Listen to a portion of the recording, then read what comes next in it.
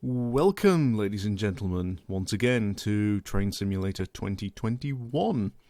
And for episode 2 of WWAPTD, or WWAPTD, what would the APT have done? Advanced Passenger Train.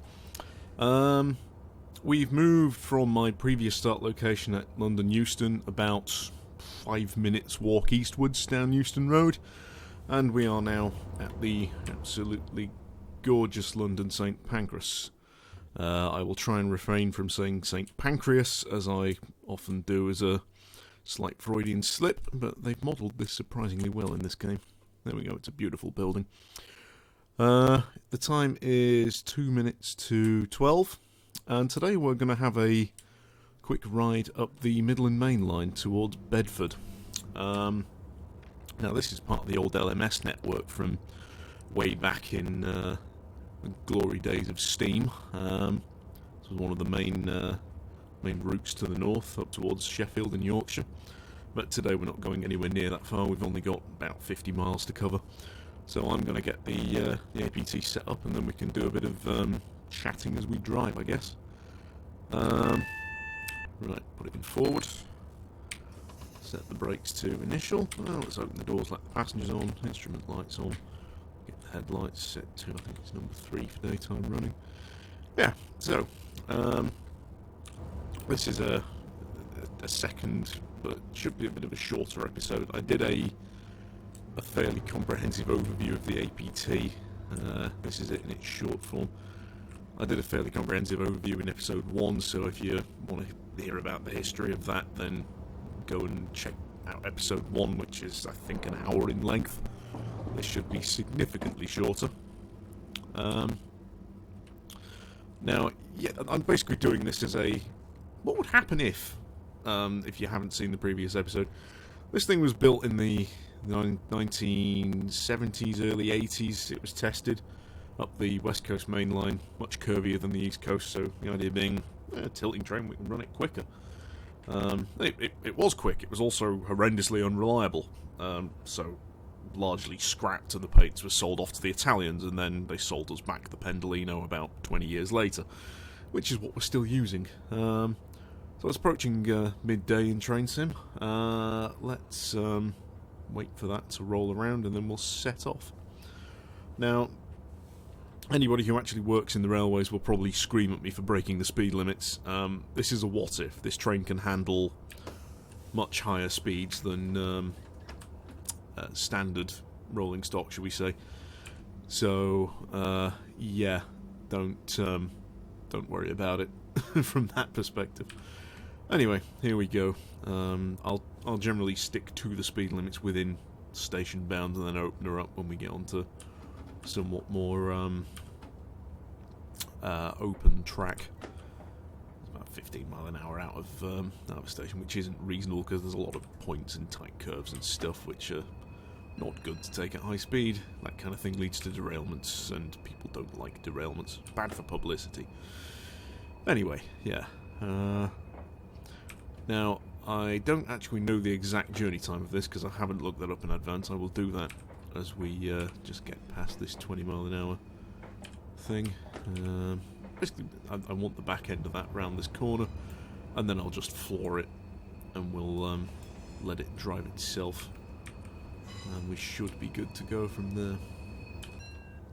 Now, a few comments about Train Sim. It is running on an engine that was made in about 2008. They've just kept updating it. It's now on 64-bit. But graphically, it isn't as nice as it could be. Train Sim World is the kind of like parallel replacement, I guess, but far less adaptable or less user-friendly for the massive editing community that's come up around this Train Sim Classic, which is what this is called by some in the community. There's a huge modding scene out there for this, third-party add-ons and what have you. So yeah, the Train Sim World looks a lot prettier and has a lot more modern kind of RPG-ish features, I guess, but it doesn't have the modability that this does. I am just going to the National Rail website on my phone, so I can look up how long this journey would take. Fastest one. So after a bit of experimentation with the APT, you can figure out you can probably take most speed limits at around about 1.5 times what the actual speed limit says. So we're coming up on, right, we're in 70 mile an hour. That gives us 70, 35, 105, and it just keeps going up and up. So we can just keep the throttle floored and see how we get on. So the little ETA thing there says that this journey should take around 42 minutes. Now, most of this line has a speed limit of like 100, 110. Given this thing has a top speed of like 150 something, we can probably cut that down a little bit. Right, okay, let's have a look. St Pancras.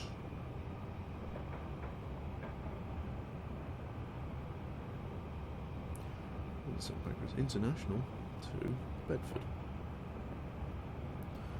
Oh, this is giving us Sunday services, but it's suggesting 44 minutes.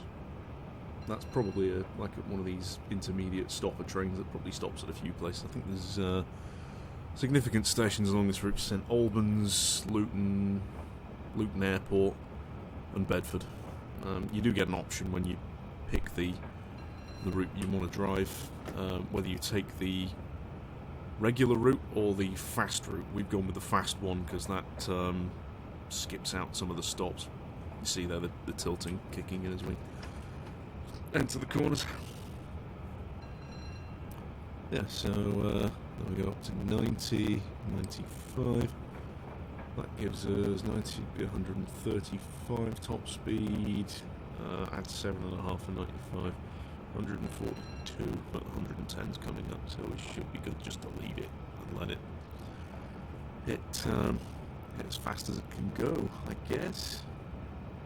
So we'll keep that running. For those who are interested in history, I'll do a brief summary of the Midland Main Line.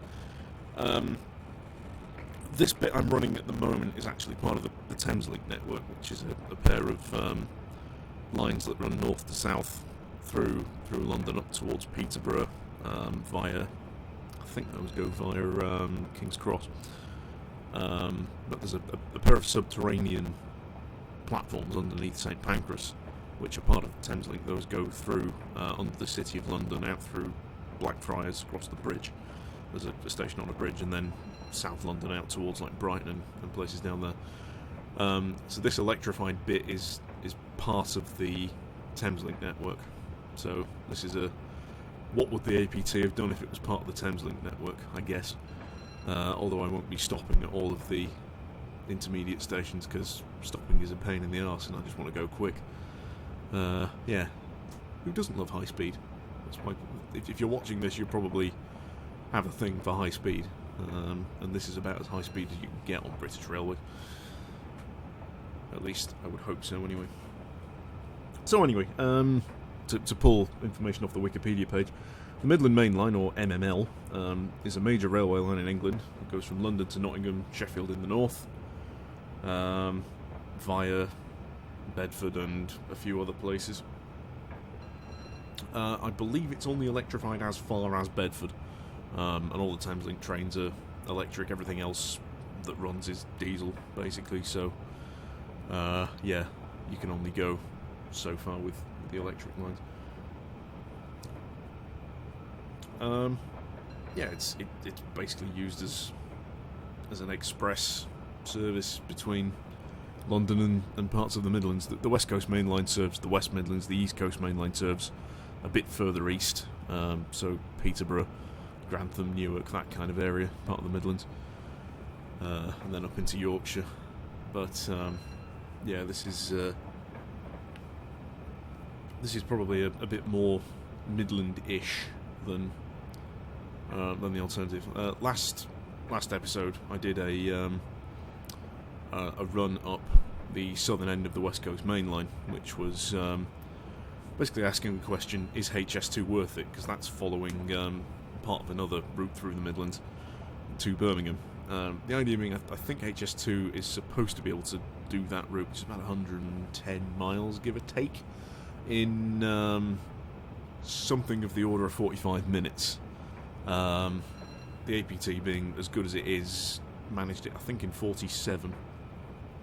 I might end up re-recording that video, because that initial release of the line that came with this year's train sim was horrendously optimised, and I was getting about 15 frames a second. This time we're running low 20s, it seems, so hopefully this isn't going to sound like a crackly mess like the other one did. But yeah, it is what it is. I'm just working with the tools I've got access to, really. So anyway, yeah, the Midland Main Line was built in stages between the 1830s and 1870s, originally formed from various companies that merged to form the Midland Railway, and then in 1920 they basically merged all these like little railway companies into the big four: Great Western Railway, Southern Railway, the LMS, London Midland and Scottish, which includes this line, and the LNER, London North Eastern Railway, which was the line from King's Cross, which is literally just over the road from St Pancras. I might do a run up that next, because it's a different route in terms of how it's implemented. Yeah, I'm not going to read the whole spiel out from Wikipedia. You don't, if you're interested, you can read that yourself. Yeah, let's just enjoy the run otherwise. So we're 9 minutes in, and we've covered a third of our distance already. I think a big part of dealing with the APT is kind of dealing with its acceleration. It's not the fastest accelerating train, compared with a lot of the continental stuff anyway. Although it does have fantastic brakes, the idea being that it would be able to stop in the same distance from 155 as other trains do from like 110. There's a slight speed reduction coming up here due to some tight curves. I'm just going to let it coast and slow down a little bit as we go through St Albans. So yeah, that's the other party trick. In addition to the ridiculously good tilting system, it has some utterly fantastic brakes. It can stop on a dime in terms of how normal trains behave. But yeah, the acceleration is a little bit naff in comparison to what it could be anyway. I might do another, like, what would the TGV do or something. I've got the TGV DLC. That thing accelerates like a rocket in comparison to this thing, and is much faster. It'll do 200 miles an hour and then some. It'll keep going. But I'm trying to keep this indigenous, because this is a what if British Railways scenario, for want of a better description. And we're coming up back to 110, so I can open the throttle again. Yeah, the APT was a very British approach to railway design, I guess is probably the best way of describing it. It was designed to solve a specific problem, but we came up with a very ingenious solution, frankly. See the tilt thing there? It's great. It's a good-looking train. If you actually want to see one of these, I believe there's one remaining example sat at the Railway Museum in Crewe, which I have not been to in the better part of about 20 years, but I believe it's still there, and you can sit on it, and they do the tilty thing when you're on it. Just as a kind of fun, woo! This is what we had. Yeah, it's kind of a sad story, really. The press absolutely hated this thing. They saw it was a massive money sink, and it never really got the political support it needed to succeed. And as with most things in British history, a lot of things are killed off by politics. Those who are familiar with the aircraft industry, we had something called the TSR-2. That was a similar story, but I'll leave that to search if you wish to go and have a look at it. It's passing somewhere called Harpenden. I'm not really that familiar with the south, so yeah, being the staunch northernist I am. Yeah, anyway, you can see that there's a G meter over here on the left. I think I highlighted this last time. But that basically demonstrates you want to keep it within the green of the yellow circle, because that's how much you're being thrown out of your seat as you go around the corner. But given this thing tilts, you basically wouldn't feel anything, assuming the tilt was working properly. I really need to try running the Pendolino up here. Although the version that came with the West Coast Main Line route in the absolutely gorgeous Avanti livery is unfortunately got all the... I say unfortunately, it's a very good model because it's got all the safety systems, modern safety systems integrated into it, which means that you can't turn them off, but it also means you can't drive over the speed limit or anything, which is why I'm doing this, because I can. And it's easier to demonstrate the point, I guess. The one downside is it doesn't often tilt out of corners quickly enough to give you the level of comfort you'd probably like, and especially when the corners change direction. So we went there from a left into a right. It doesn't quite do what you'd like. Right, we're coming up on Luton Airport Parkway. I'm just going to stop here using the ridiculously good brakes on this thing. They put the brakes in full. You can see that speedo is just dropping like a stone. I don't really need to stop here, but I just felt like, yeah, why not? If you were doing a stop anywhere, you'd probably stop at the airport. I mean, that's 14 minutes from central London to Luton Airport, which isn't bad in the grand scheme of things. That's one of the things I find quite ironic about a lot of the London airports. Most of them, apart from City Airport and Heathrow, aren't actually in London. The rest of them are all kind of outside the city. There we go, we'll just keep the doors open for a quick moment, then we'll set off when they close. Because you don't really want to drive off with the doors open, that's kind of unsafe. I don't think the safety people would really like me doing that. Also a billboard there for a triple burger for 99p. Good luck trying to find a triple burger for 99p this day and age. Not exactly sure when this route is set, but that's not a very accurate poster. Right, let's get going again.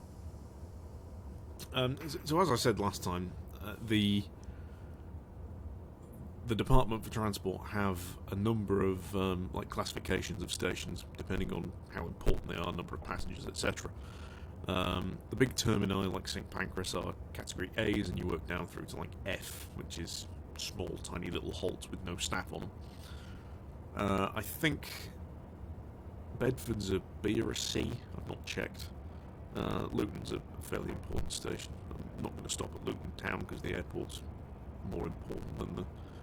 I don't actually know if they've modelled the... You can zoom out and have a look, see what's been modelled. But yeah, I think most of these routes are designed to look good from the driver's eye perspective, or sometimes from the passenger's eye. Although this version of this train doesn't let you sit in the passenger seat and watch things that way. But yeah, no big loss. I can see where I'm going from here. It's one interesting thing to note with this. Originally, the cab was designed with a single seating, but you'll notice there are two chairs. There was something with the Union when the APT was being built, because it only had one chair in originally, just for the driver. There was something with the Union where they weren't happy about it only having one guy driving it, which is weird because most other trains only had one guy in the cab. The Unions kicked up a massive fuss and weren't really happy about this, so they had to put an extra seat in. I think that's probably why they've modelled two blokes in the driving cab. Yeah, random bits of information that I somehow managed to retain in my mind. Don't know how, but There it is. So we've got 19 miles to cover, and the game thinks it's going to take 15 minutes. It's not going to take 15 minutes. But again, you can see the acceleration's building up. It's just not as fast as it should be. This thing kind of uses a like a graduated throttle. So no matter how much power you tell it to give you, it'll only give you enough to accelerate a certain amount, or to like maintain a constant acceleration. I think that's how it works. So this is like the shortest, highest power version of this train. You can have ones that have got extra intermediate carriages. With those, it'll give you more power at lower speeds in order to help you accelerate, but as a result, the top end acceleration is significantly slower. So anyway, we've stopped at Luton Airport, now passing Leagrave.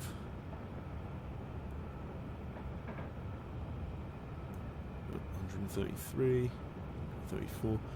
I mean, it will build up, it just takes a little bit of time. It's about 30 miles an hour a minute, so you're looking about 4 or 5 minutes to get up to the full speed, which is slow compared to modern trains. Especially if you compare it with like some of the German and French stuff, or Japanese, or yeah, basically anything. I think some of the more modern British trains are probably a little bit quicker. The electric multiple units, or EMUs, are a little bit faster. But yeah, as far as loco-hauled ones go, British trains are just not particularly quick off the mark. The HST's slow. The Intercity 225 is slow compared to this even. It's a bit of a drag to get those things up to full speed, and if you're hitting intermediate green and double yellow and red signals, it just slows you right down. If you're ever wondering why our trains aren't particularly quick, that's why. They just don't accelerate particularly quickly. I think you've got an exception nowadays with things like the Pendolino is pretty quick off the mark. The new Hitachi trains are relatively sprightly, and even things like the Diddley Voyager that Virgin used to use, and I think now cross country. I don't know if cross country's still a thing. I haven't caught a train in 7 months because of COVID, by the way. But yeah, we'll be going back to the office eventually, and we'll have to commute via train. But until then, I will stick with talking about them. Although, I think I mentioned this last time, the news come through that the franchising system is coming to an end, so maybe we'll see nationalised rail being a thing in Britain again soon, which would be fantastic. Maybe we can bring the cost of fares down so they're actually affordable. Again, that's another political thing. I will try and not bring politics into this too much, but it would be nice if train fares weren't so expensive. You're probably looking... I think my commute to Manchester is, what, 30 miles, give or take? So, like 60-mile round trip. It costs more than a tenner nowadays. Whereas I can do that in the car for, what, maybe a fiver? Include the cost of parking, you might be looking about comparable, but for the fuel expenditure, it's yeah, not really competitive, whereas it should be. You look at how much things cost in Europe and elsewhere in the world. I'm not going to use America as an example there, because they're not a good example. Now passing Flitwick. It's a place I have actually visited, although I don't know how you pronounce it. An old friend of mine lives nearby. A friend of a friend, anyway. Yeah, you don't need to know that, but I ramble quite a lot.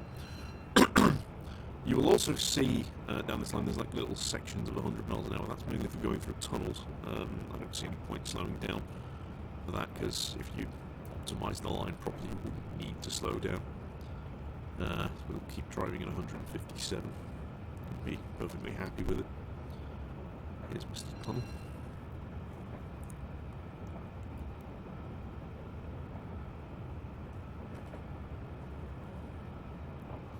That's one thing I have noticed about this train model. The headlights aren't great. They don't work particularly well when it's dark or in tunnels. You can't really see the signs or anything, which is not helpful. That's why I usually drive with the map at the bottom, because for most of the British routes it tells you when the speed limit's changing. Not true for the German ones. You have to read the signals, which is tricky at the best of times. I might cover that in another episode way down the line, but I'll cross that bridge when I come to it. I've got a lot more stuff I want to do content-wise in the UK before I even think about doing that in Germany. So we are 5 miles away and coming up to 25 minutes. We're probably looking about a 25-minute journey time. Now in reality this takes 45 minutes, 44 minutes I think I said, which is about twice what this has taken. So you see what we're missing out on by not having the APT. We could have revolutionised our rail network, but we didn't, and instead we're stuck with ageing things and money that's not really been put to the best of use because it's going to shareholders rather than being reinvested in the railways. It's kind of a sad state of affairs, really, especially given we signal. The flashing yellow means that we are diverging from this line, which probably means I need to slow down. Double yellow means it's 2 signals ahead. Single yellow means it's 1 signal ahead. And there's the speed limit change. Cancel that. Give it a bit of brakes, because we don't want to derail by taking points at 100 odd miles an hour. That would be bad. That would be very bad form. But yeah, I think with this you can kind of come in faster than you would otherwise do and then slow down a little bit later. You'd probably have to optimise that kind of thing for each particular part of railway, but with a train that slows down as quick as this thing does, it shouldn't be massively difficult to speed things up, because a lot of the kind of bottlenecks come with having to change tracks outside of stations and all that kind of stuff. It's just a bit it's kind of a throwback to the old nature of our railway network, really. There's no other obvious explanation for it. It's just, it's an old network and things aren't as logically laid out as they could be, but it's getting better. They are fixing things bit by bit, though. There are still a few quite significant bottlenecks in our rail network that do cause a lot of hold-ups. Going through central Manchester is one of them. I might do that another time with a slightly different scenario. There we go, arriving at Bedford now. One place I have been to, actually. One of my other hobbies is medieval reenacting, and I did a show at Bedford many years ago at the Riverside Festival. That was an interesting thing in 30-degree heat. Lovely little town, though, compared to a lot of places I've visited anyway. It's a lot less grim than some of the towns and cities in the north are. Although everywhere has its charms, I suppose. Not to denigrate anything with too much negativity. And there we are, 26 minutes for a 44-minute journey. Let the people out. Let's flick to... They're still advertising treble burgers for 99p. Stop lying to me! And then a finale of something TV, Tuesday at 10. Yeah, there we go. There's another quick run up the Midland Main Line for you. Hope you've enjoyed this. If you like this kind of content, please like the video, subscribe, share, and make some comments if you have any suggestions. Yeah, thanks for watching, and hopefully I'll see you next time. Farewell.